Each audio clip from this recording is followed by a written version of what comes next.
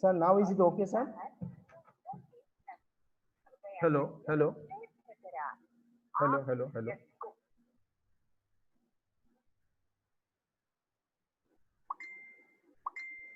Sir,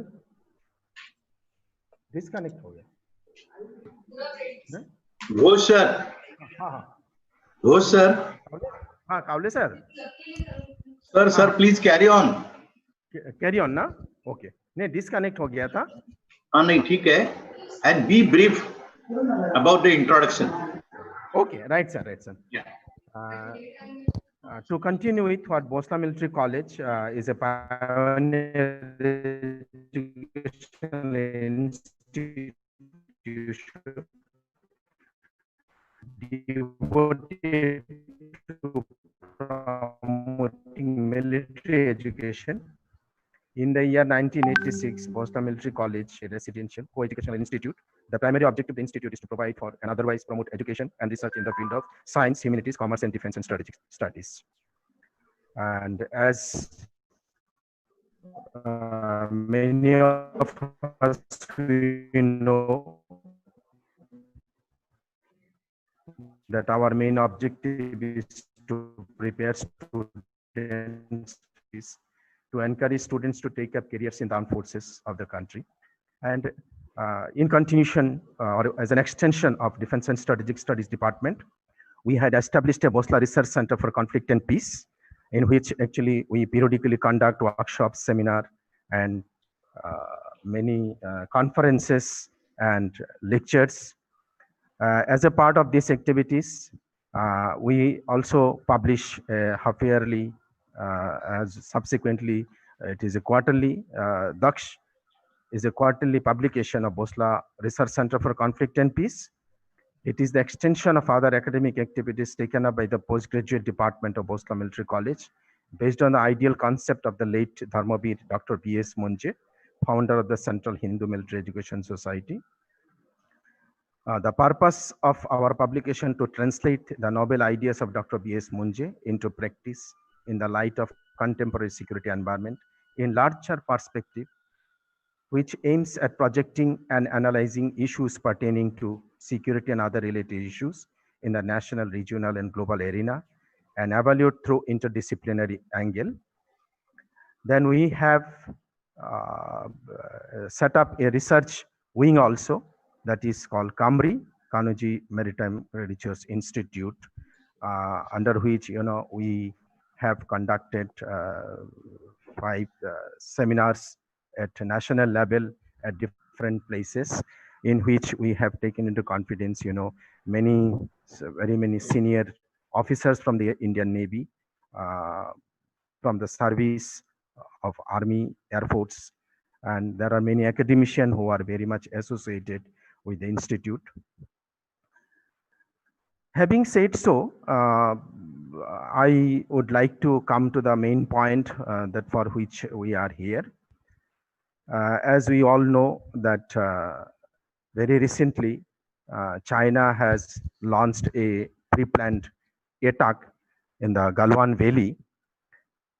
As a result, we have lost our 20 armed personnel, including 1 officers, which is very much in the news. And for the purpose of public awareness and to give a highlight what exactly has happened, as well as that what should be our policy options to deal with China, who is our traditional enemy. And also we have to make an assessment about the future consequences in case we have to take a very strong steps against China, whether it is in the economic front, psychological front, military front, economic front, etc. Therefore, we have decided that we would speak on the topic geopolitical repercussion of India-China relation from strategic perspective, and in which Brigadier Mahajan is very much present here. He needs no introduction because he is very much with the subject and he is very thorough about the subject. And we are very fortunate to have Brigadier Mahajan today. and he would be speaking for about 15 minutes, and thereafter he will take few questions from us. And then we have Brigadier Professor Chati sir, Vinay Chati, who is the head of the journalism department of Garware, Abasaheb Garware College.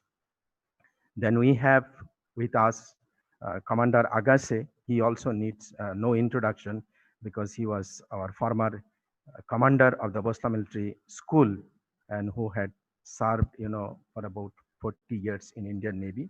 His specialization was in submarine, and he would act as a chairman of the panel discussion today. And thereafter, he will, at the end, will sum up what all we discussed. Then today we have with us Dr. Dilip G. Belgaonkar. He also needs no introduction. He's the General Secretary, Governing Council, and who has devoted his all energy for the upliftment of the CHME society. For last about 15 years, he's very much associated with and he is the source of motivation, as a matter of fact, what we all actually carry out the activities as on today. Then we have Sri Hamanji Deshpande sir, who is the Secretary of Nasik Division, Central Hindu Military Education Society. And like at the top, we have, Pramod Kulkarni. He is also a very good source of our information, who is working president of the governing council of the CSMA society. And having said so, and I think I really don't require to touch on the subject. At the end, I shall be throwing my questions, which actually our students would like to know from Brigadier Mahajan, from Chati sir, particularly. And I would invite now Brigadier Mahajan sir to speak on the topic, geopolitical perspective of India-China relations or the present situation.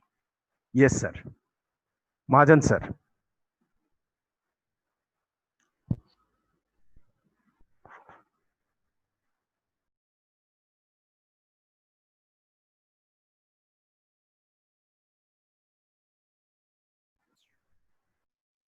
Okay, am I audible to all of you, Dr. Ghosh?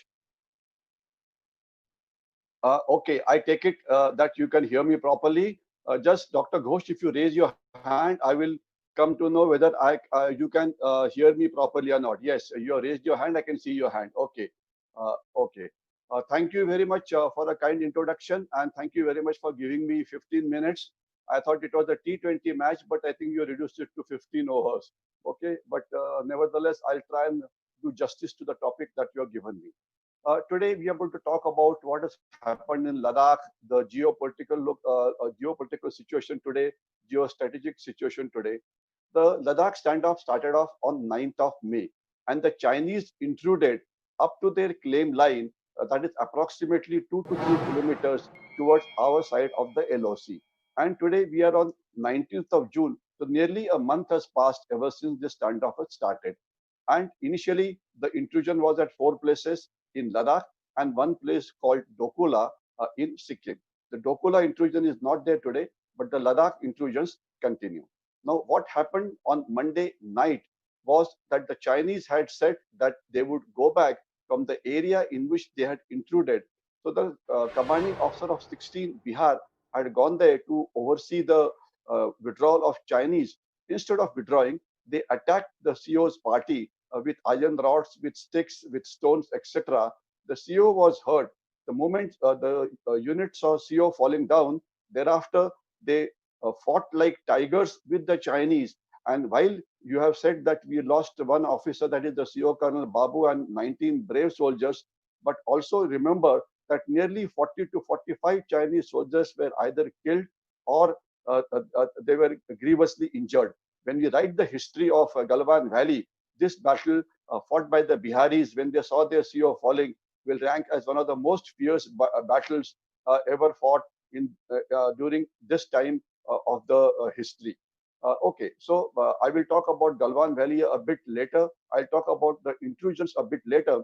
But what we must understand is that the situation, some people claiming that the situation has now become grave because of Galwan Valley incidents. Well, that may not be very correct because the situation has been grave right since February onwards, when China launched a biological war against the whole world and also against India. What we must understand is the damage that the world suffered because of First World War, Second World War put together. The world has suffered today more damage than all the two world wars. Forget about the world. Talk about India. India has fought many wars. A war in 47, a war in 62, a war in 1965, a war in 71, a war in 99. Thereafter, we have had a proxy war going on in Jammu and Kashmir. We have had insurgency in the northeast. We have been having Naxalism in the central part of the country. So if you combine the losses which the country has incurred because of all these external and internal threats, the damage which the country suffered because of coronavirus is much more than that. So this is the third world war which China has launched against India also. So the situation is definitely very serious. But don't think that it is only a biological war or a border intrusion which China is carrying out. Simultaneously, China has launched attack against India with the help of Pakistan on many fronts. In the military parlance, we call it a hybrid war.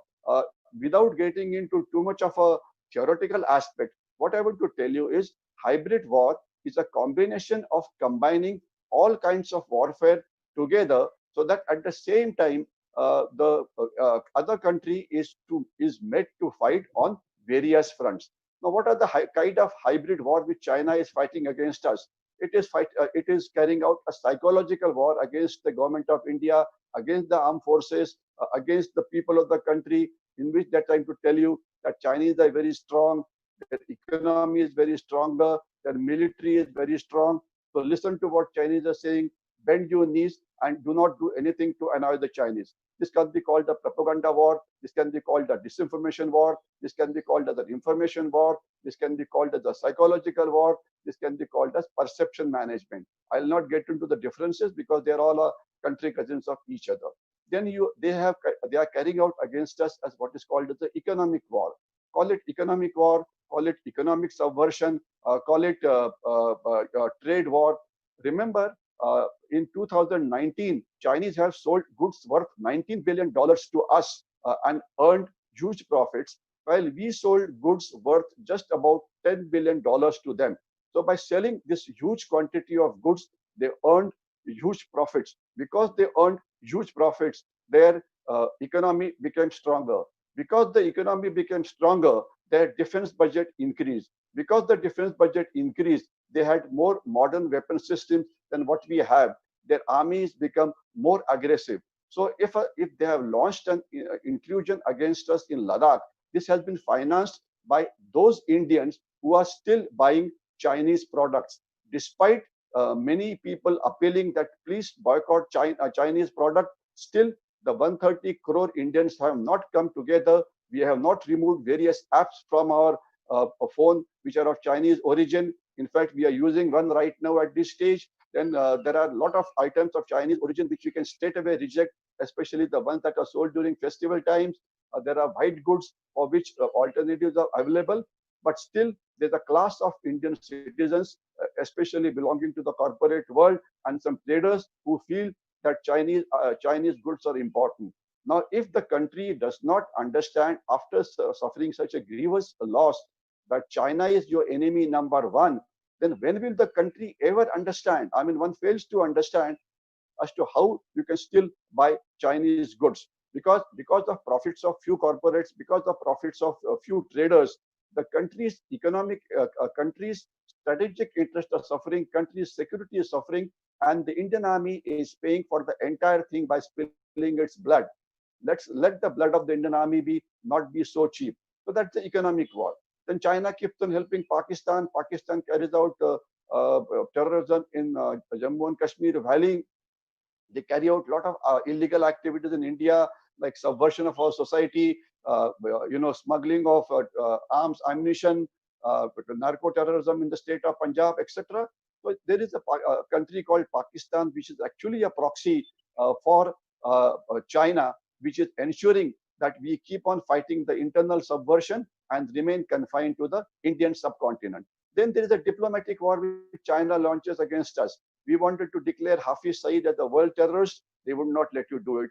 We wanted to declare that Pakistan was a state sponsoring terrorism. The Chinese stopped it. The Chinese would not let us enter the nuclear supplies group. So whatever we try and do, they stop us. WHO, the World Health Organization, कि जो एक चीन के नीचे वाली एक बिल्ली थी, they are not allowed to let's say carry out a independent inquiry as to how this coronavirus or the Chinese virus started. So they are putting tremendous pressure on us through the diplomatic means. Then they carry out an irregular war with us by helping the Nakshals or the Maoists who are there active in the central part of the country. Then there's a media war which goes on. We have a media, we have the electronic media, we have the print media, and Dr. Chatty, who's going to talk after me, I suppose will talk about it. And we have the social media, Bhasma called social media. There are about 100, 200 subverted people who speak the Chinese language in our print media, on our social media. There are some retired army officers who are more or less a spokesman of the Chinese, and they are all talking something which is entirely anti-national. I don't want to name them. The other day, immediately after the Galwan Valley incidents, there was a debate on a TV, English TV channel. Now, if you had heard the debate, you would have possibly thought that you are listening to a Chinese TV channel and you are possibly sitting in China. But no, you are wrong. You are not sitting in China. You are sitting in India. It was an Indian channel airing a debate, and they were talking exactly like what China wanted to do. Then China carries out what is called as the political war. They try to subvert our political system. In fact, they have subverted the political system in Sri Lanka. They got Mr. Rajpaksa elected, who is their friend. They tried to do the same thing in Maldives, but luckily now the government has changed there. And now just suddenly about 2 weeks back or 1 week back, the Nepal Prime Minister, Mr. Odi, trying to say the Indian virus or the Indians are a worse virus than the coronavirus. Now imagine a country which is completely, was considered a friend of India saying this just because of Chinese pressure. There should be no doubt. And now they talk about a boundary dispute which never existed. The road to Lipulekla, they say it's in our territory, etc. This is all nonsense. They're talking it under the Chinese pressure. So but then there's a technological war which China has launched against you. Call it the information war. What has happened is the Chinese have tried to intrude into your technological companies as the internet companies, the software companies, the hardware companies, the browsing companies. Now it is said that data is going to be the fuel of future. Anybody who has big data is going to control the world. And all the Chinese apps which are there are basically collecting data. But the good part is just yesterday, there was a news that BSNL and all the companies are not going to permit Chinese companies to bid for 4G contracts wherever the BSNL is active. Thereafter, we have stopped 2-3 Chinese contracts, but I suppose that is not sufficient. We will talk more about it when we get into the question answer session. Now, what I want to tell you is the subject which Dr. Ghosh had chosen was the geopolitical importance of this area where this thing is taking place. What is the importance of Ladakh? Ladakh is a cold desert located at the height of about 14,000 feet. There's a snowfall for 6 months in a year. I spent about nearly 4 years of my life there. When it snows up to 35, 40 feet. Your picket gets covered with snow in one night. You can carry out no activity at all. It's only 6 months in a year, especially after the month of April, when the snow melts, you can carry out something in Ladakh. Now, height is one aspect. Because of the height, fighting there is not easy. Movement there is not easy. The physical efficiency of a man there reduces. The mechanical efficiency of equipment there reduces. Thereafter, Ladakh is located at a tri-junction, meaning Ladakh is one union territory which was carved out after the Article 370 was removed. It was separated from Jammu and Kashmir, and it is the largest territory, but it has got borders with 2 countries, both China as well as Pakistan. We'll talk about this border a bit later. The border with China is called LAC, Line of Actual Control. I'll not get into the theoretical aspect, but the incursion or the intrusion is something to do with the claim lines, something to do with what we perceive is our side of the LOC, etc. Now, the Ladakh importance is also there because the highly important pass called Karakoram Pass is very near from Ladakh, the Galwan Valley, the road which we have constructed. And Karakoram Pass is a very important gateway for China. China is if you had a map of China in front of you, you will see that China is landlocked from three sides. Now, China has constructed what is called as the CPEC corridor, that is the China-Pakistan economic corridor, which goes via Karakoram Pass, goes into an area of Ladakh, which has been considered illegally by Pakistan to China, and then it enters Pakistan, travels for about 4,500 kilometers, and then it meets the port of Gwadar, or also called as the port of Muhammad bin Qasim. So the China-Pakistani economic corridor is the strategic roadway which gives an alternate route for the Chinese if they want to transport goods beyond the Malacca, because Malacca dilemma is another area which we can talk about later. Nearly 70 to 80% of the Chinese trade passes through a strait which is in between Singapore, Indonesia, called the Malacca Strait, and our island territory of Andaman and Nicobar Islands is barely 300 kilometers from there, the southern tip of Great Nicobar Island. And we have four airports there. We have an airport at in the North Andaman at Diglipur. We have an international class airport at Port Blair. We have a fighter aircraft base at Car Nicobar, and we also have aircraft landing completely in the south at a place called Campbell Bay. Plus our naval forces are there, plus the Indian Army is there. It's a very good place to stop the Chinese. Now, coming back to the importance of the Ladakh, you would remember that in 1962, a war was fought in Ladakh also. A very brave war was fought. A brigade of Indian Army fought there. The Battle of Chushul is very famous, etc. Now, one problem with Ladakh has been that the previous governments have been very scared or very chary of constructing any roads in this area because they thought it will annoy the Chinese. And to top it all, I think in the year 2009 or 10, we had signed a treaty with China, which is called as the Treaty of Peace and Tranquility. It basically ensured that you cannot use your weapons, unlike the Indo-Pakistan border or the LOC, where exchange of fire takes place every day and we knock out Pakistanis and we also suffer at times. There is no shot which has been fired on the Chinese border since a long time. But that's a misnomer that it is a peace agreement, because Chinese have regularly been carrying out intrusions, and it has resulted when the two armed forces came opposite each other, it has resulted into fist fights, wrestling, boxing, etc.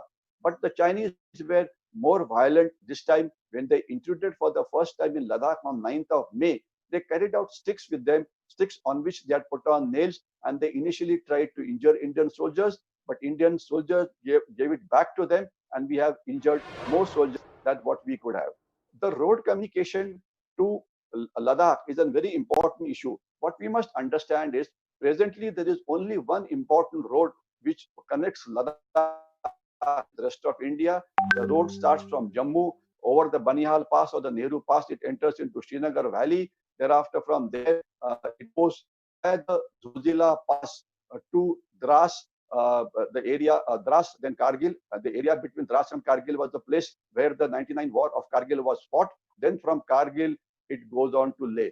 And this road remains open only for 6 months in a year. 6 months it is not open. Now we are trying to build up a road beneath the Zojila Pass called the Zojila Tunnel. And if this tunnel is built up in another 5 years' time, then we will have a road to Leh which will remain open for 12 months in a year. It will improve our capability to react to anything which the Chinese do tremendously. And I hope Mr. Nitin Gadkari, who's revolutionized the road sector or the infrastructure in the rest of the country, will give a personal attention to this road, this tunnel, and ensure that Leh Road becomes operational all 12 months in a year. Another axis which comes to Leh, it comes via Himachal Pradesh via the Khardungla Pass. Now, this is an alternate axis. If one axis gets closed because of enemy action, then this axis will remain open. Unfortunately, this axis also remains open for barely 4 to 5 months in a year. We need to improve this axis. We need to make better roads. And this is what has been happening for last about 6 years. Initially, the environmentalists tried to stop us by saying that no, it will damage the economy. So the environmentalists were really friends of the Chinese. Chinese constructed road which came right up to the border, but we were not allowed to construct road there. So this is the strategic importance as far as the Leh Ladakh is concerned. And more important is that since we have now built up this latest road, which may have led to the present standoff, the road which starts from Leh, it goes via the Galwan Valley over the Shok River up to a place called Daulat Beg Oldi. And Daulat Beg Oldi is the place where we have constructed an advanced landing ground. It can actually be called a proper airport simply because even a Hercules aircraft, which is the biggest transport aircraft that India has, or for that matter, world has landed there. So this has improved our defensive capabilities tremendously in this area. And you are aware that in the 1962, the Aksai Chin area was taken over by China. Why, how it was lost is a separate issue. That we can talk about it some other time. So basically, what I've tried to do is, you had given me about 15 or 20 minutes. I think I may have just reached the time, or maybe I got another 1 or 2 minutes more. So I'll wind up at this stage by making some concluding remarks so that we have some time available for interaction. Remember one thing, after this intrusion of the Chinese started, it is not intrusion on 9th of May to be precise. It is not only the intrusion that is taking place. They're carrying out a propaganda war in a big way. Some of the propaganda themes that they've tried to say is Chinese economy is very strong, so do not take panga. Chinese armed forces are very strong, so do not take a panga. They tried to say China's got 3,000 tanks, our own people. But remember, tanks cannot be used in a mountainous area. So what nonsense are you talking about? Tanks can only be used to some extent in the area of Ladakh, and that too not more than a regiment, that is 40 to 50 tanks. And we have more than a tank brigade which is sitting there. Then they try to say China, with their superior infrastructure of roads, railways, etc., moved a large number of troops into Ladakh. What they don't tell you is troops cannot be moved into Ladakh just like that, because there's a problem of acclimatization, which means any troops which come to Ladakh from plains area firstly have to carry out acclimatization at 9,000 feet for 7 days, where their body and mental faculties get used to high altitude. Then they, after 7th day, they go to 11,000 feet, again acclimatize there. After that, they go for another 7 days to 13,000 feet. On the 22nd or on the 23rd day, the people who survive this grind are fit for a action at on the tableland of Ladakh. So Chinese just can't come there. Then they try to tell you Chinese can use missiles. Remember one thing, mountains favor defenders. I don't want to get into how the tactical battles will be fought, but what we need to understand is, if you look at the Indo-China border, it is divided into 3 parts. We have the first part toward the eastern side, consisting of Arunachal Pradesh and Sikkim, where our defenses are already ready, where the Indian army is acclimatized. It is sitting on the borders, and any amount of troops which Chinese can get in that area, they can be nullified. Then you have the central sector consisting of the Uttarakhand and the Himachal area, where more than 60,000 troops are sitting, which are more than adequate. Then when you come to Ladakh, which is today's flashpoint, we have more than about 35, 40,000 troops. We have more than 120 tanks. We have the armored personnel carriers. We have adequate troops to guard our borders. And not only that, we have reserve formations available. I'm sure you know that 15 Corps, which is carrying out anti-terrorist operation in the Kashmir Valley, and 16 Corps, which is carrying out operation south of Pir Panjal. There are 6 division-sized forces of Rashtriya Rifles, which presently are carrying out anti-terrorist operations. But when required for a war, they can reinforce the troops in Ladakh. So we have a large amount of troops in Ladakh.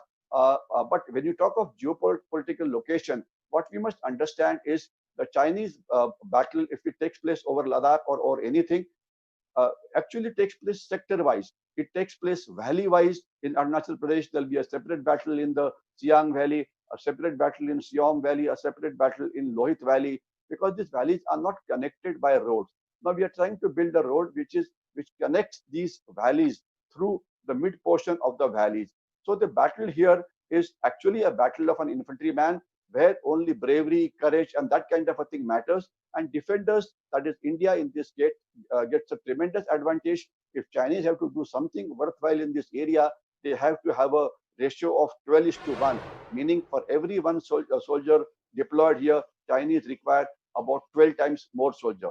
Also remember, Indian Army is highly experienced. Remember, just about 2 weeks back, we lost Colonel Ashutosh, CORR, who was leading from the front and was able to kill 3 terrorists. The Indian leadership is brave, Indian leadership is courageous, and we must understand that in a dangerous situation, there is only one way to lead in the fighting, that is leading from the front. Now we live in the land of Chhatrapati Shivaji Maharaj. You would realize that Chhatrapati Shivaji Maharaj, when he went to kill Afzal Khan, he went himself. He could have very well written a letter and told his equally illustrious anuyayis, Tanaji Malusre, you go and kill Afzal Khan and give me a report by 8 o'clock in the morning. I will watch you from Purandar Fort. He did not do that. He led the troops into action. और उस समय मराठों ने महापराक्रम किया. Similarly, he led a surgical strike on Shahiste Khan in Lal Mahal. In the dangerous situation, there is only one way to lead, and that is leading from the front. This is what the Indian Army does. The Chinese army has no experience of war. The last war they fought was in 1976 or 78. I beg your pardon, with Vietnam, which they lost. I think I'm getting over.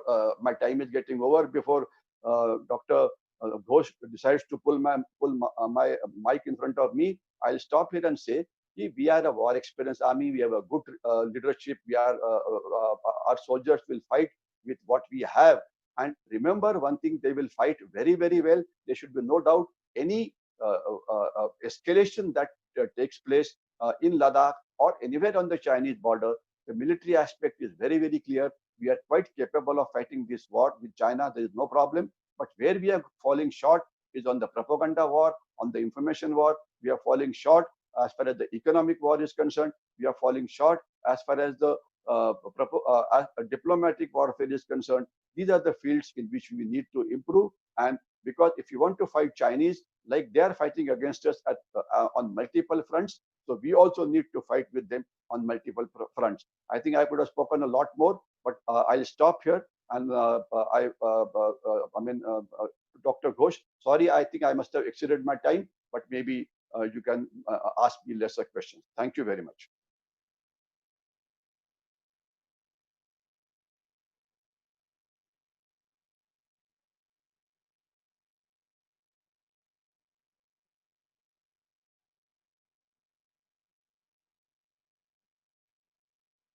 Your mic is muted. Yeah. Right now, sir. Sir, I would like to express our sincere thanks to you on behalf of CHME, on behalf of Bhosla Military College Department, Kamri, for your very nice and thought-provoking presentation. Now, I would invite Professor Binay Chatti to speak on the topic which we had decided. Right, sir. Chatti, sir, please. Chatti, sir, can you hear?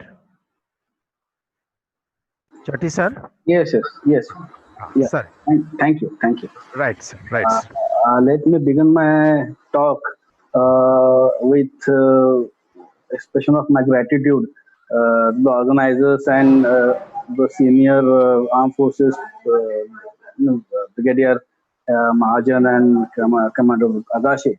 And let me express my thanks to Dr. Ghosh and his team for organizing such a wonderful and thought-provoking webinar or Zoom meeting.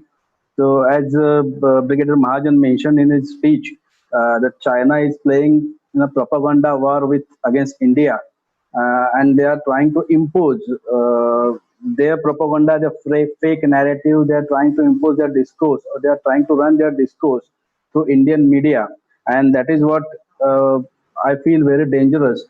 So we need to counter that fake propaganda, fake narrative, and we need to set our own discourse if we need to tackle this Chinese, psychological aggression which they are trying to impose on us. So that is what is most important thing I feel. But as we all know that as we all witnessing Chinese atrocities in Galwan sector of Ladakh, it is quite clear that China is trying, they're trying to change the status quo of that particular region. And there are a few reasons, there are a few natural reasons why Chinese are working on this particular or notorious designs. Because right now, after the spread of corona and after because of that particular pandemic, because of maybe that is biological war imposed by China on the world. So China is facing very drastic situation, and they are facing opposition from all over the world, from international community, and to hide that particular thing. And that is why they are trying to divert the attention of Chinese people from the particular issue, from that issue, and they are trying to showcase their military might, and that is why they are indulged with Indian forces or with India in Galwan sector or in Ladakh region. Chinese President Xi Jinping, he is desperately trying to curb growing dissent, Chinese growing dissent in China, and that is why he is trying to create hostilities on line of control. That is my reading about the recent Chinese standoff, India-China standoff. If we're talking historically, historically China has expansionist mindset, and she has border dispute with 14 of her neighbors, and that is main mindset of China. They are expansionist. China has no legal, historical, or moral right on that territory, that Ladakh territory.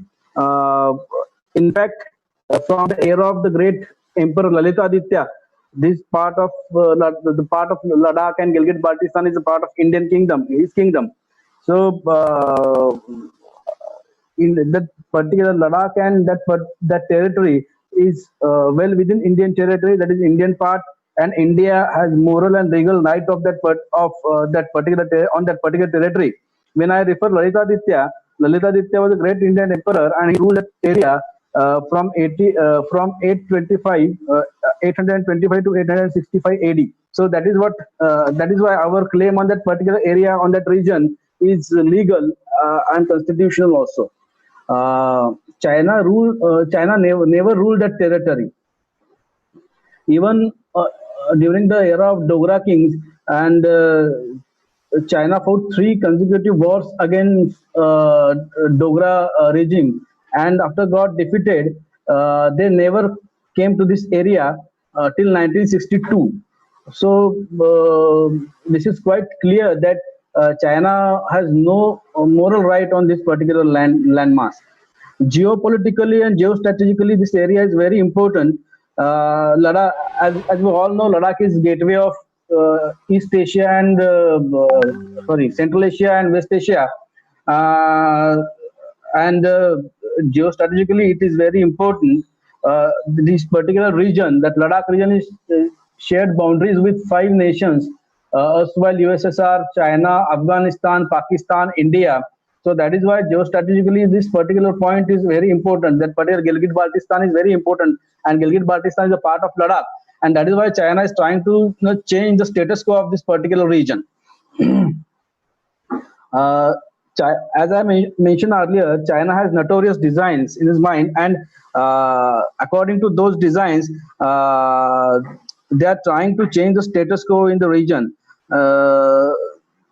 It is very important that China-Pakistan economic corridor also running from that particular, passes from that particular region, and that is why Galwan is very important for China.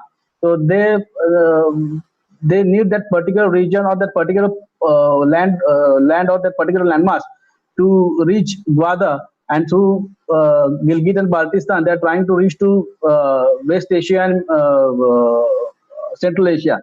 So that is why this particular region is very important for them, and their designs are quite clear. They want to see this area from India. And after the abrogation of 370 and 35A, and after India started claiming the land or the area occupied by China and Pakistan, China sensed danger, and they started frequent incursions, and they have started to they have started incursions, and they're they don't want Indian petrol, and they don't want Indian presence over there.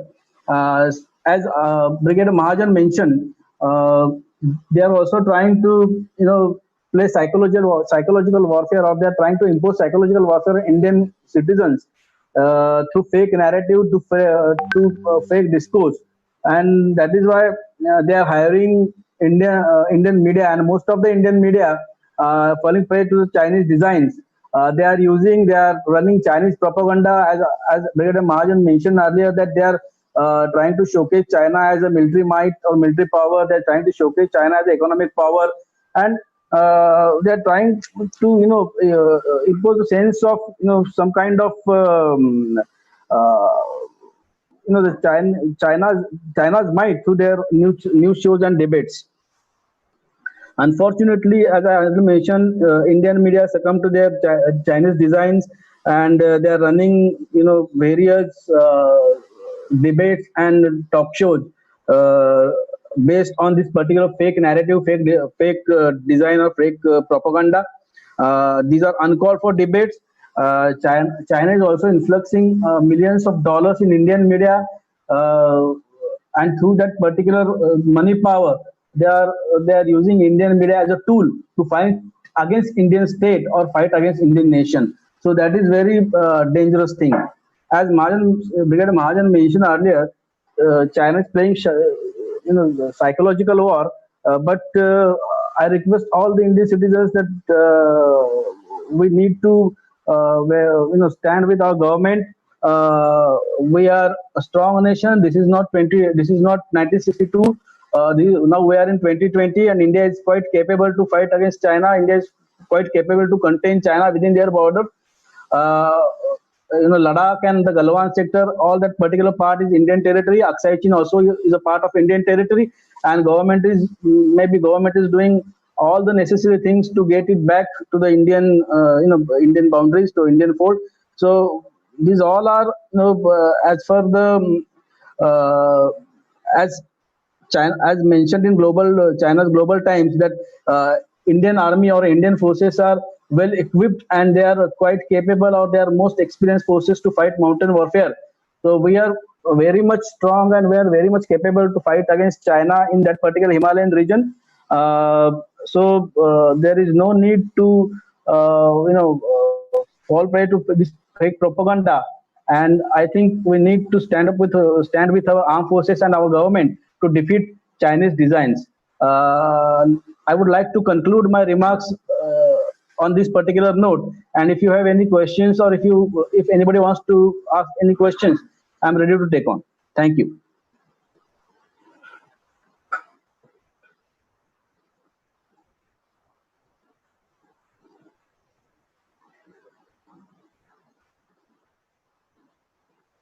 Your mic is, please unmute your mic.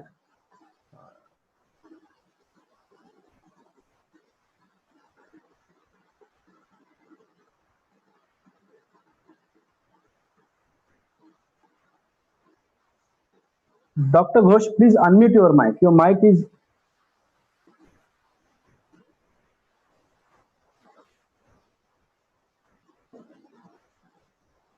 Chatti sir? Yes. Yeah. Thank you very much, Chatti sir, for a nice presentation. It is really thought-provoking, and you have covered many points, from psychological point, as you have said, propaganda. Now I have received a few questions to be asked to Brigadier Mahajan as well as to you. This question has come from the audience. Mahajan sir, can you hear? Mahajan sir? Mahajan? Yeah, please go ahead. Mahajan sir, I have received a question from the audience. They said that Chinese, they sought to erect the structure in Galwan Valley, which is the real cause of this present conflict. And one has said that this is the right time that India must demonstrate a strong national power because China has not changed its tactic. China has not changed its goal. Their goal is same, but only thing is that they have changed their tactics. So this, if you can react and Okay. The question is, because of what we are doing in the Galwan Valley, the Chinese are angry. No, that's not correct. There are multiple reasons as to why the Chinese have come in Ladakh. One, of course, the most important reason is that China sees India as their biggest enemy in the Asian continent. They think after the coronavirus has hit the world economy almost collapsed. Besides USA, United States of America, India is the only country which can stand militarily against China. So now what they want to do is they want to showcase their military power to the world. They want to ensure that India backs off, and then they will tell the world if we can, let's say, make the second strongest power in the world listen to what we have to say, the other people in the South China Sea, Taiwan, or for that matter, even in Hong Kong, should just listen to what we do. So by bulldozing their way against India, they're trying to give a message to the rest of the world that we can trouble anybody. And there are many local reasons. One, of course, reason is that India stopped its foreign direct investment because they are purchasing shares of HDFC at half the price, which is not correct. We have taken over the leadership of the World Health Organization, where they fear that we will order an inquiry against them. Then there's the local reasons that we have constructed a road which goes via Leh, Shok River, Galwan Valley to Daulat Beg Oldie. They think this road will give you a military advantage in the sense that we can now move our troops much faster, we can move ammunition, we can react faster to the intrusions. So there are multiple reasons as to why they have come here. But the most important reason, which I stated first, is even if this crisis gets resolved after a few days or whatever number of days, they will still continue to trouble you. The war against China and Pakistan is going to continue for a long time. Don't think that this Ladakh standoff or something is something great that has happened. We have to be ready for a long drawn war, and we can be ready for a long drawn war by the following. We have to further improve our infrastructure, meaning certain roads have to be constructed. I mentioned about the Zojila tunnel, which has to be done. I mentioned about the Khardungla pass that has to be done. We have to carry out military modernization. We have to improve our deterrence capability. These are all not long-drawn things. Most important, we have to improve our economy. But meanwhile, what I want to assure the audience is, in the present condition, we are more than capable of taking any threat which comes from China. This is one thing which should be very clear in the mind. But in the long run, or in the middle term time frame, we have to ensure that our economy becomes stronger. And not only we fight China only in Ladakh, but we fight them at various levels. It is not only Ladakh. Ladakh is just happened right now. Okay. So I talked about the propaganda war. I talked about the psychological war. I talked about the trade war. I talked about the diplomatic war. I talked about the legal war. So many other things. Military aspects, I would assure you once again that don't worry too much about it. We are more than capable of meeting any challenge which is posed by the Chinese. Let's be assured. Chinese soldier today comes with, he's only there for 3 years. It's a compulsory training for them. They are all urban soldiers. Indian soldiers are battle hardened. The Chinese military leadership gets promoted because of their political affiliation and not because of their professional competence. Chinese weapons, which they showcase to the world, have never been tested in the combat. Chinese efficiency of Air Force is much lesser than the Indian Air Force, simply because the Indian Air Force bases are there at mean sea level in the Northeast India or in Ambala, etc. when it comes to supporting the army in, let's say, Ladakh. While the Chinese bases are located on Tibet, which is at 14,000 feet and plus, where the efficiency drops down by 70%. We talked about the Malacca dilemma. We can easily stop the Chinese trade 60 to 70% of it in Malacca, and so on and so forth. So militarily, no problems. But in the long run, we have to ensure that the economic might of China is reduced. We have to ensure our Make in India. We have to ensure that we become more self-sufficient and do not depend upon China. Mahajan sir, we have to be little brief because we are. Okay. Yeah. Yeah, I can't hear you now.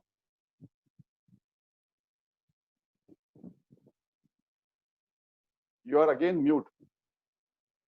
Uh, can you hear, sir? Yeah, now you can hear you. Yes. Sir, due to the shortage of time, we cannot take more questions because we have to. Uh,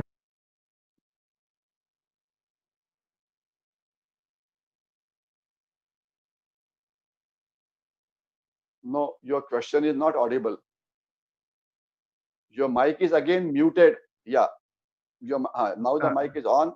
Yeah, repeat right, the sir. question again, please. No, due to the shortage of time, we cannot take more questions because we have to give some time to the chairman of the session. I straightway invite Agache sir to sum up what all we have discussed. Agache sir? Agache sir? Hello, hello? Agache sir? Commander Agache? Yes, can you hear me? Yes, sir. Sir, you please, as a chairman Okay, of the session, please yeah. take it. Yes, right, sir. Yeah, it was Brigadier Mahajan and Dr. Chati has covered the subject very well. Right. I mean, China's expansionist policy should be understood. I mean, Brigadier Mahajan covered it very well. Also, Dr. Chati also mentioned about the propaganda war, perception war, and this is very important. And they are doing this propaganda war and perception war using Indian media, which is a very bad thing. They are using Indian polity to further their interests. I mean, this needs to be understood by our people. Now, China's adventure against India is being financed by Indians is another thing which should be understood very well by our people. Brigadier Mahajan very rightly brought out the adverse trade payments with China. Now, I totally agree that we should not buy Chinese goods. Chinese apps should not be used. And there is an urgent need to have Indian alternatives for all these Chinese goods. Now, I mean, you must be aware, but I just want to mention that this Zoom that we are using today is also owned by a Chinese. He has his headquarters in US, but he's a Chinese person, and the company is Chinese. And this is applicable to various electronic goods. So we need to spend more money. We need to allocate more money. The corporates need to use more money for R&D, and it's going to take some time. But all the same, principally we should discard Chinese wherever you can. This importance of, I mean, all these days, there were only 3 places where along the LAC, there are 3 key areas where Chinese were belligerent, that is Arunachal Pradesh, Sikkim and Doklam. But this is the time they have come to Galwan River Valley, Hot Springs and Pangong Tso. Now, these strategically advances into Galwan River provides them advantage to observe supply routes by Indian Army to reach its northernmost base. That India has got most elevated airfield at Daulat Beg Oldi, and by capturing this place or by having going to this Galwan Valley, they can control this, and that is why it is important to them. Brigadier Mahajan also brought out very correctly that today it is more important to them to nudge this place, and because in India's importance internationally has grown, and we are also in charge of WHO now, and WHO is going to make some very important decisions in the near future, and that's why they want to sort of warn India about things that are going to take place. Now, I feel that the China is not going to escalate this for their own reason, but they are going to stay on in the same place for a very, very long time. The reason is they want to have the pressure on Indian forces so that India remains entangled with northern boundary. Uh, there is a very thin line which separates restraint and cowardice. But where I agree that nothing must be allowed to go unpunished. Uh, it has been China's policy that wherever there is no doubt about the boundary line, where the boundary line is very clear, they create an impression that there is a dispute. Then they want to do negotiation for a area which is not disputable. They create negotiable, and then they exceed as much area as possible, and then it's this is their policy for a long time. So we must understand. So to sum up in the, because I do not know how much time you have, but I suppose I must end here.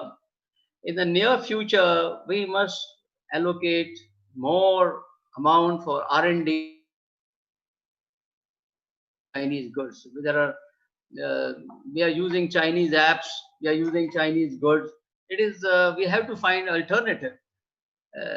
That is one thing. Secondly, our people in the country, our polity in the country need to be educated about what is happening. I mean, there were questions asked on the various discussions on TV, which because of which the people in the country can get bewildered, can get misled. I mean, why the Indian forces went to sea without any arms? They should have known that there is an agreement, and as per the agreement, you cannot carry arms. So on and so forth. It was very nice. Thank you very much. And both the speakers, Brigadier Hemant Mahajan and Dr. Chati, discourse was very studied, was very well thought of, and thank you very much.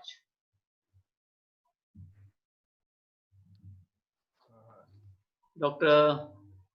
Ghosh? Yes, sir. Yeah. Sir, You are muted. I can't hear you. right, sir.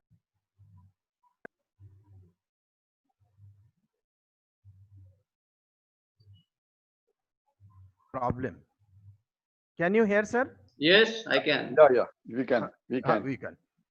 Sir, at the end, I would like to express our sincere thanks to all the panelists for your valuable time. We are almost actually on the verge of the, at the end of the time, because time limit is there for 60 minutes. And I would like to express to our sincere thanks on behalf of CHMS Society and College Department, Kamri, to Brigadier Mahajan sir, Binay Chati sir, and Commander Agashe sir for your valuable time. And we look forward for your positive response in future also. And this is for your information that we have chalked out 5 days plan, and we have a different panelist for next 4 days. Today is the first day, and we are closely watching the development in the border area, and accordingly we will fix the panelist. And you can see our live telecast every day for next 4 days, tomorrow, day after tomorrow, on the same time. And the host will be from our department and from Kamri only. I would like to thank to Dr. Dilipji Belgaonkar sir for his valuable time, and he is actually our source of inspiration, and he always keep on motivating us, all the faculties from the department, including principal sir. And I express my sincere thanks to Deshpande sir for motivating us to take such activities. And my special thanks goes to our principal, Dr. UI Kulkarni, he is a very good source of motivation to all the faculties, and I would like to extend my sincere thanks to all the people who had directly or indirectly helped us in hosting this program, like Sanjay Salve, Mohit Purohit, Vikrant Kaule, and Pankaj Sundar, Sushil Pawar, Mahesh Pawar. I remain very, very thankful to each and every one, and I look forward for their future cooperation to undertake such activities for the purpose of benefiting our students and updating on the subject. Thank you very much. With this, I take your leave, sir. Belgaonkar, sir. Thank you. Belgaonkar, sir. Belgaonkar, sir. I'm not audible, I think. Yes, sir. Yes, sir. Please. Sir, would you speak a few words, sir? At the No, end? no. I'm just want to give the thanks on behalf of CHME Society Right. to all Right, these thank you. stalwarts, Brigadier Mahajan sir, Commander Sanjay Sanjay sir. and Dr. Vinay Chatti for Aditya sir. participating Haan, in we this should start. initiative. Shall we start? Shall we start? Incidents taken place against our Yes, yes. country. I'm thankful to all that they have